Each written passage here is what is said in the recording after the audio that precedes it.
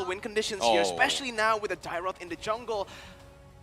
Wait, is the Dairoth gonna go in the jungle? Yeah, okay. Yeah, For a second, I was like, Uranus jungle, flashbacks to Indo. But yeah, Eterna, based on this, which composition do you like better? This is hard. I mean, This in one's this tougher. particular case, I would like to say RSG-SG. My reasoning behind it is that in that previous game, Falcon was able to be really aggressive with the duo coming in from that Savior as well, but I don't think Lilia has as much pressure. And like they mentioned in that analyst segment, that the winning lane was from that mid side and was able to dominate from the get-go. And without that type of pressure, I don't know if they can pull the same thing twice. Well, hopefully with this adaptation coming from RSG-SG, with a little bit of difference here, they are going to be doubling down and they are bringing the triple tank composition against Falcon Esports, whereas they are going to be sticking for something that still works for them. Will the momentum carry on for Falcon, or will RSG get that 1-1 to equalize the score? Ladies and gentlemen, welcome to the Land of Dawn for game number 2. Falcon takes on RSG.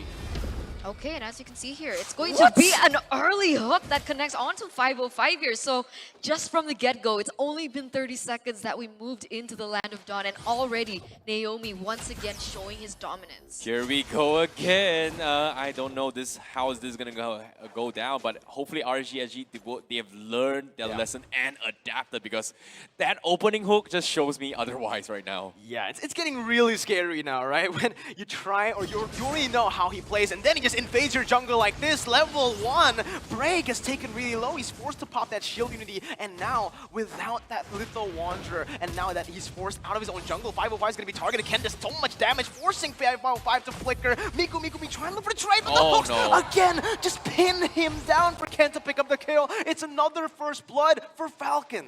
Oh, look at this pressure coming from Falcon. They're so confident. They know Naomi can mess up this Baxia play, and because of that, they switch up. Instead of focusing mid, they still do, but they add on the jungle. And look at this, the hooks coming in, just scaring them off, but now they have to back out, and Naomi, they need to make a run for it, and they actually will lose their life in this vicinity. Kenn trying to make things work for the side of RSG-SG, but it's not going to work out. That is going to be him down as well.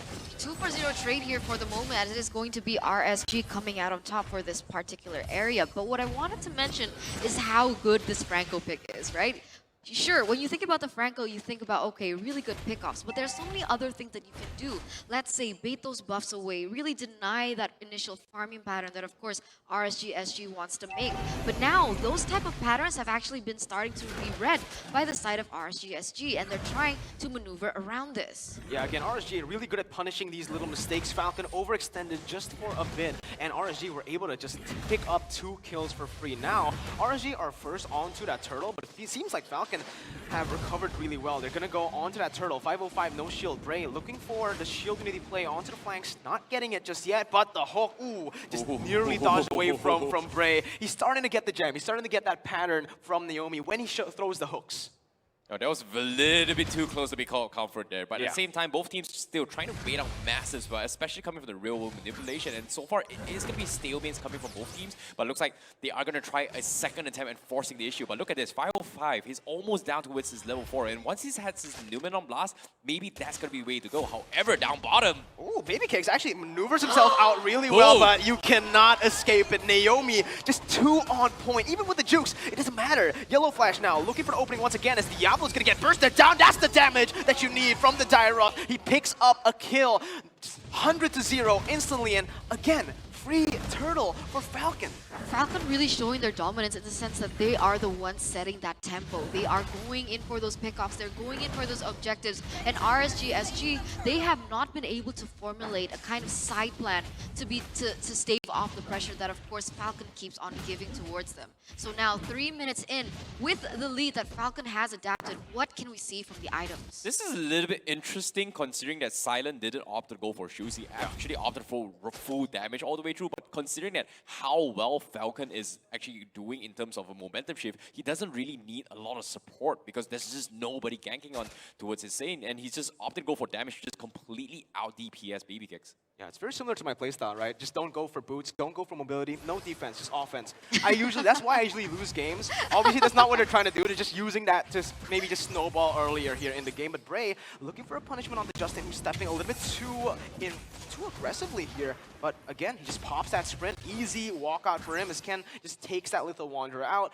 Both teams resetting here, not going too aggressively, but 505 is looking for the picks. Babycakes gets hooked, and they're just so good at this. They play it so well. 505 gets a Numeron Blast onto 2, but it's outside of the real world manipulation. They can't really go for anything else here. Falcon backs up, but that's all they wanted. The pick onto Babycakes. Kenn now re-engage. Brayyy going to get taken down, but the jungler was traded. Naomi looking for another cheeky hook onto 505. It's just a trade here. This is so smart coming from Falcon. They realize that RSG is forced to fight the issues every single time, and they just allow Silent to get another kill just like that. As long as they overextend, they're gonna get freebies after freebies. Basically, that was 3-for-1 trade for the side of Falcon. I mean, they lost the jungler, but they also was able to take down Babycakes, 505, and another member on the board. So Falcon is winning all these trades, and once again, it does seem like RSG, they're looking for some sort of trade-off.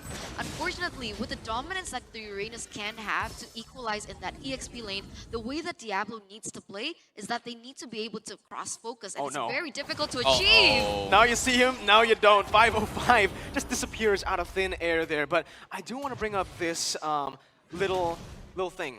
Falcon, they're so awkward in their positioning, right? They're always just awkward. You can't really just pin all of the 5 members down. They're always left, right, center, back, just everywhere, all across the map. They don't know where these people are positioning. Silent's always just invisible from the crowd.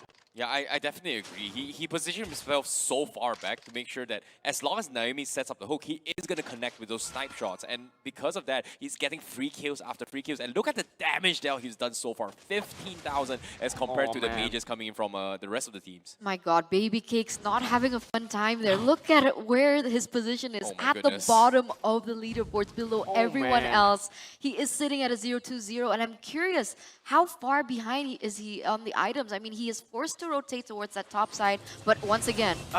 Naomi gets a hook onto Brayyy. It's going to be traded though, and that's going to be Yellowflash taken low, but the consecration with the sprint is enough to get him out of there. Falcon, once again, they're playing the strong side of the map. They're playing for that gold lane that has now shifted over to that top side. And RSG, instead of looking for trades, they're just trying to respond, trying to just face check, and they get punished every single time. Yellowflash, he's unkillable at this point. Agreed. And as of yet, look at how Falcon is playing. They have no reason to be aggressive. All they gotta do is just wait for them to make a mistake. And every single time RSG makes a play, they are gonna turtle up and get freebies after freebies. And that's the beauty of what Franco does to you, right? You wanna get aggressive? Not really that aggressive. All you gotta do is just land that one nice hook, and it's pretty much over from the side of RSG-SG. You know, honestly, I'm really curious, right? How can RSG-SG win this? Do they win in a team fight situation? They do, but if that happens, no. Miku finally used it to purify, getting out of the hook, but it's going to be the re-engage coming in from the side of RSG. Naomi, he survives that?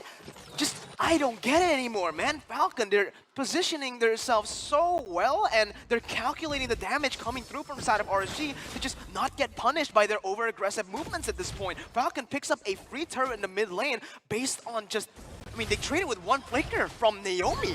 I mean, what's difficult is even if you want to say, okay, the way to counter Falcon is to ban Naomi. That doesn't work.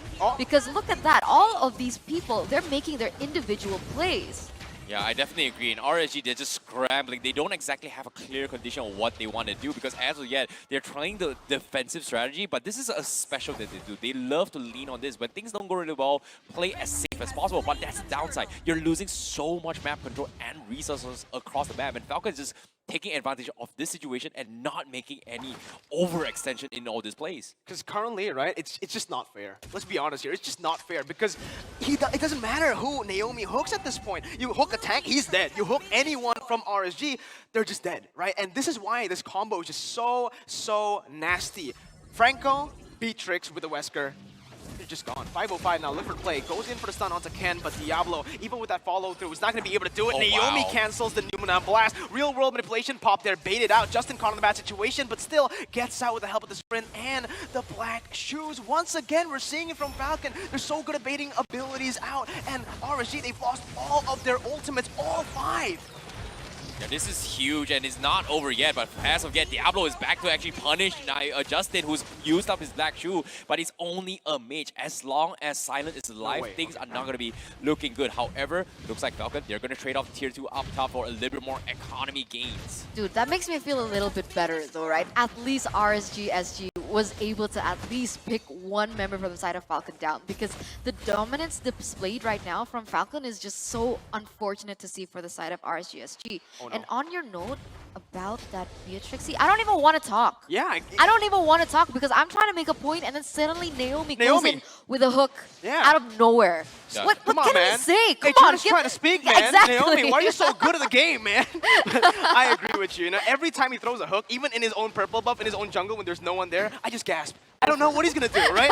But right now, Falcon, they're just dominating. 7,000 gold lead. They did it in 10 minutes in the first game. Now it's 9 minutes in, and they have 8,000.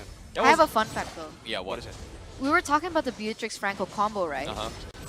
My fun fact is that Beatrix-Franco pickup has been picked up 6 times with a 100% win rate. Absolutely, but you know what else is going on here? RSG, again, they're just trying desperately to force a fight, and that's going to be Yellowflash on the back, just dealing so much damage, buying so much time. Diablo gets hooked once again. He still is able to run away, but now Yellowflash looking for the damage onto that back side. Diablo running for his life.